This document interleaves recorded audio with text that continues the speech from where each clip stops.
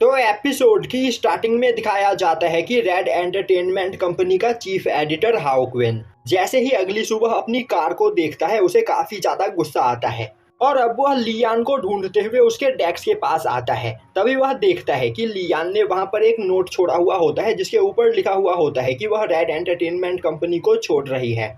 यह देखकर अब हाउक्विन को और भी ज्यादा गुस्सा आता है और अब वह गुस्से में उसके डेस्क पर रखी हुई चीजों को इधर उधर फेंकने लगता है। तभी उसे वहां पर जिनयू के आईडी कार्ड के कुछ फटे हुए टुकड़े मिलते हैं जिन्हें वह वहां पर एक जगह पर खड़ा होकर काफी ध्यान से देखने लगता है।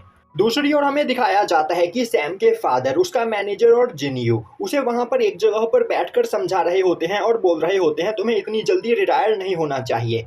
तो अब तक तुमने मीडिया के सामने जाकर इसकी अनाउंसमेंट नहीं की है, तो एक और बार इस बारे में सोचो। पर सैम वहां पर रिटायर होने का मन बना चुका होता है। तभी सैम के मैनेजर के पास लियान का एक कॉल आता है जो उसे बताती है कि यहाँ पर एक बहुत बड़ी प्रॉब्लम क्रिएट हो गई है। अब यह सुनते ही सैम का मैनेजर हैरान होते हुए अपनी जगह पर खड़ा हो जाता है और अब वह अजीब तरीके से वहां पर जिनयू को देखने लगता है।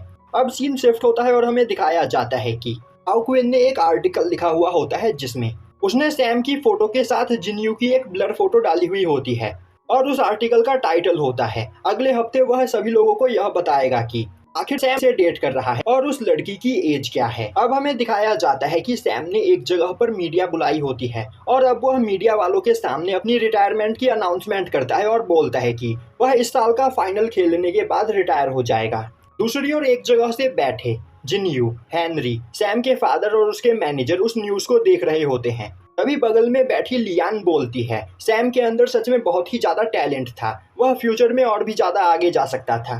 तभी हेनरी गुस्से में बोलता है यह सब कुछ तुम्हारी वजह से हुआ है, ना ही तुम यहाँ पर अपना ज्यादा दिमाग लगाती और ना ही यह सब कुछ होता।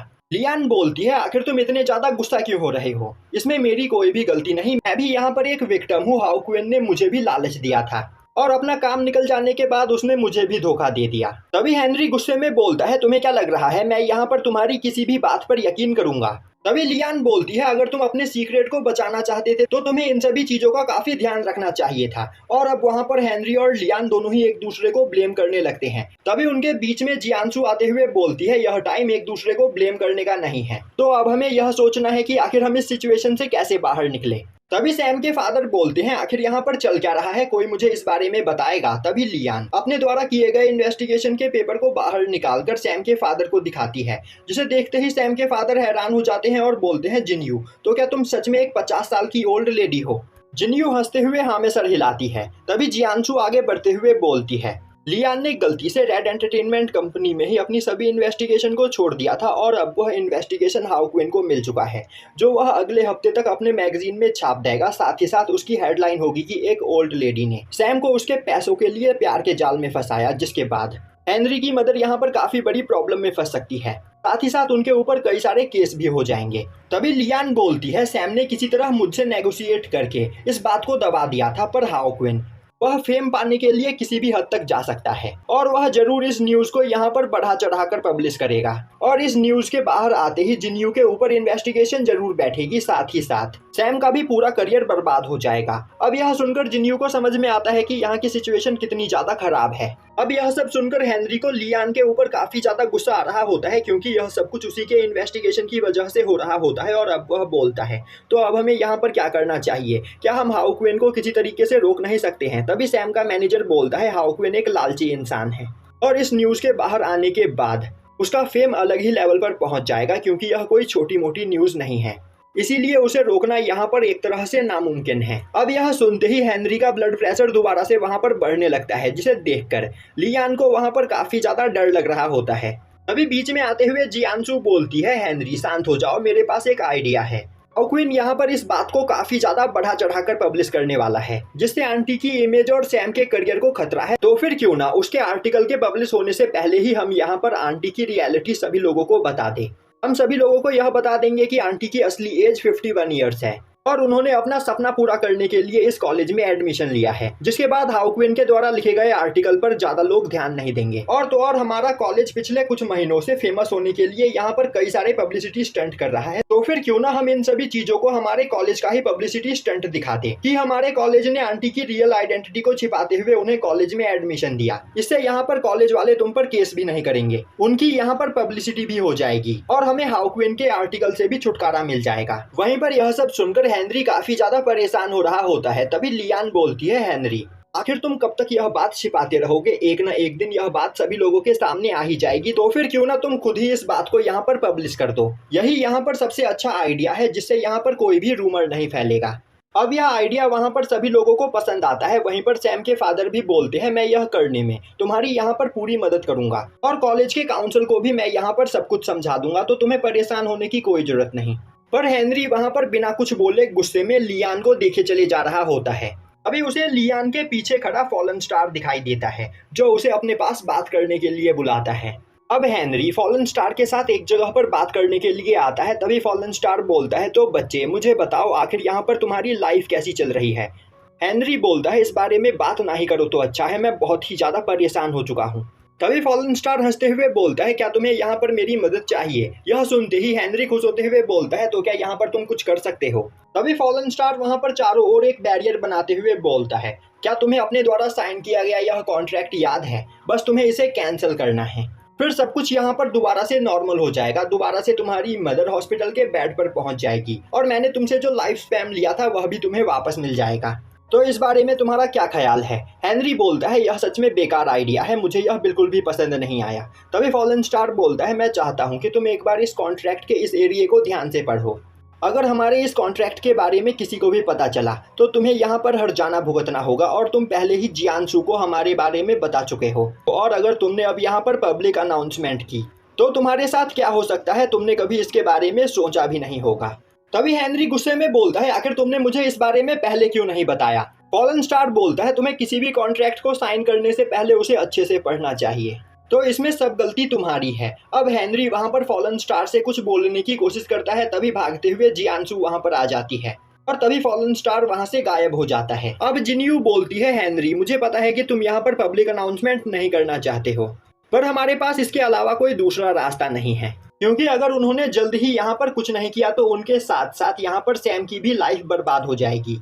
पर हेनरी इसके लिए तैयार नहीं होता है, जो देखते ही जिन्यू उसे वहां पर काफी लंबा चौड़ा लेक्चर देती है और बोलती है कि पहले हम दोनों इस सीक्रेट को अकेले यहाँ पर छिपा रहे थे, पर अब हमारे पास यहाँ पर मदद करने के लिए और भी कई सारे लोग हैं जो हम दोनों को यहाँ पर प्रोटेक्ट करना चाहते हैं, तो हमें उन पर यकीन करना होगा। तुम्हें मुझ पर यकीन करना होगा, यहाँ पर टाइम के साथ साथ सब कुछ ठीक हो जाएगा। अब यह सुनते ही हेनरी सोचने लगता है, मेरे पास टाइम ही तो नहीं है, पर अब वो अपनी मदर की बात मानते हुए वहां पर पब्लिक अनाउंसमेंट करने के लिए तैयार हो जाता है। अब दिखाया जाता है कि थोड़ी देर के बाद सैम अपने फादर से मिलने के लिए आता है और बोलता है, फादर मैंने आपके कहे अनुसार यहाँ पर 1 साल तक अपनी रिटायरमेंट को पोस्टपोन कर दिया है, जिस वजह से मैं यहाँ पर सबसे ज्यादा फेमस हो चुका हूँ। आप सच में एक जीनियस हो। तो कहीं यहाँ पर लियान ने आप लोगों के लिए प्रॉब्लम तो क्रिएट नहीं किया? उसके फादर बोलते हैं, नहीं अब यहाँ पर सब कुछ ठीक है, तो तुम्हें यहाँ पर इस बारे में सोचकर परेशान होने की कोई जरूरत नहीं, तुम बस अपने आगे होने वाले मैच पर ध्यान दो, तुम्हें कुछ भी करके इस साल के भी कंपटीशन को यहाँ पर जीतना है। तभी सैम बोलता है, फादर मैं आपको एक बात बताना चाहता हूँ, मैं यहाँ पर जिन्यू को पसंद करने लगा हूँ और मैं उसे कन्फेस करना चाहता हूँ, पर मुझे पता है कि आपको मेरा यह फैसला पसंद नहीं आएगा। अब यह सुनते ही सैम के फादर वहां पर कुछ सोचते हुए बोलते हैं, मुझे इससे कोई भी प्रॉब्लम नहीं।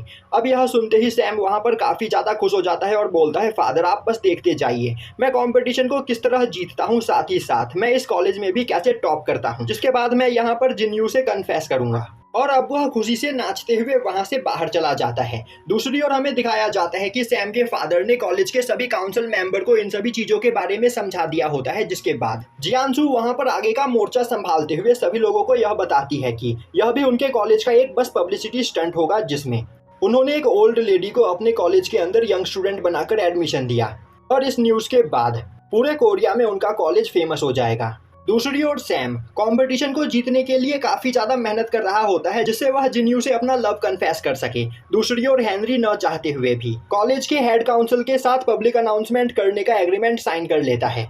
दूसरी ओर कुछ दिनों में आने वाला हाउक्विन के द्वारा लिखा गया आर्टिकल पूरे इंटरनेट पर ट्रेंड कर रहा होता है और सभी लोग उसी आर्टिकल का इंतजार कर रहे होते हैं। अब सैम जैसे ही उस आर्टिकल के न्यूज के बारे में देखता है, वह बोलता है आखिर हाउक्विन यहाँ पर क्या सोच रहा है, आखिर वह मेरे बारे में क्या पब्लिश करने की प्लानिंग कर रहा है।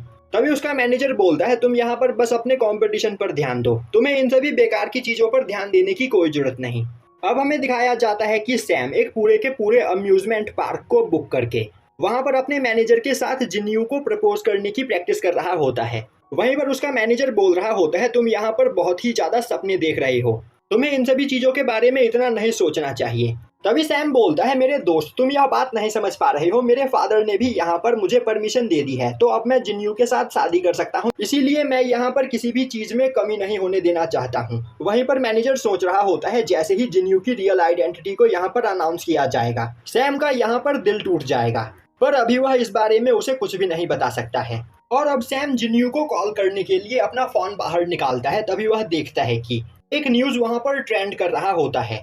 और अब वह जैसे ही उस न्यूज के ऊपर क्लिक करता है, उसके चेहरे से खुशी गायब हो जाती है, क्योंकि वहां पर जिन्यू अपनी रियल आइडेंटिटी के बारे में पब्लिक अनाउंसमेंट कर रही होती है। और अब वह सभी लोगों को बताती है कि वह कोई 20 साल की लड़की नहीं बल्कि 51 ईयर्स की एक ओल्ड लेडी है, और तो और उसका एक 22 साल का बेटा भी है। और अपने स्कूल को खत्म करने के बाद वह अपने फैमिली प्रॉब्लम की वजह से कॉलेज नहीं जा पाई थी, इसीलिए अब उसके बेटे हेनरी ने उससे रिक्वेस्ट की कि अब वह कॉलेज में दोबारा जाकर अपने सपने को पूरा करे। और यह करने में सांगजोंग यूनिवर्सिटी के लोगों ने उनकी काफी ज्यादा मदद की, उन्होंने अपने कॉलेज में उसे एडमिशन दिया। अब हाउक्विन को जैसे ही इस न्यूज के बारे में पता चलता है, वह अपने सभी कलीग्स के ऊपर चिल्लाते हुए बोलने लगता है आखिर किस चैनल ने इस न्यूज को टेलीकास्ट किया है, आखिर इसके पीछे कौन सी कंपनी है। अभी उसके कलीग्स उसे बताते हैं कि जिन्यू ने खुद यहाँ पर पब्लिक अनाउंसमेंट की है। यह सुनते ही हाउक्विन को काफी ज्यादा गुस्सा आता है और अब वह बोलता है जल्द से जल्द हमारी रिपोर्ट अभी तैयार करो, हम अभी उस रिपोर्ट को यहाँ पर पब्लिश करेंगे, वरना मेरा पूरा प्लान यहाँ पर फेल हो जाएगा। तभी उसके ऑफिस के अंदर कुछ पुलिस वाले आते हैं और अब वह बोलते हैं हमें तुम्हारे खिलाफ कंप्लेंट मिली है हाउक्विन, तुमने यहाँ पर मिस्टर सैम और उनकी कंपनी की बदनामी करने की कोशिश की है, और तो और तुम्हारी यह रेड एंटरटेनमेंट कंपनी सेलिब्रिटीज को बदनाम करने के लिए बहुत ही ज्यादा फेमस है, इसीलिए तुम्हारे ऊपर डिफेमेशन का केस हुआ है, तो अब तुम्हें हमारे साथ चलना होगा। यह सुनकर हाउक्विन के होश उड़ जाते हैं और अब वह पुलिस वाले हाउक्विन को पकड़कर अपने साथ लेकर जाने लगते हैं। वहीं पर उसके ऑफिस के बाहर लियान खड़ी होकर यह सब कुछ देख रही होती है, जिसने अपने द्वारा किए गए सभी काम का क्रेडिट वहां पर हाउक्विन को दे दिया होता है, और उसने आज तक इतने लोगों को यहाँ पर बदनाम किया है कि अब उन सभी के बदनामी की सजा यहाँ पर हाउक्विन को मिलेगी। वहीं वह हंसते हुए बोल रही होती है तुम्हें क्रेडिट लेने का बहुत ही ज्यादा शौक था ना, इसीलिए मैंने अपना पूरा क्रेडिट तुम्हें ही दे दिया। दूसरी ओर इस न्यूज को सुनकर सैम के होश उड़ चुके होते हैं और अब वह वहां पर बुरी तरीके से रोने लगता है। वहीं पर यह न्यूज अब हर जगह वायरल हो चुकी होती है और यहीं पर यह एपिसोड खत्म हो जाता है।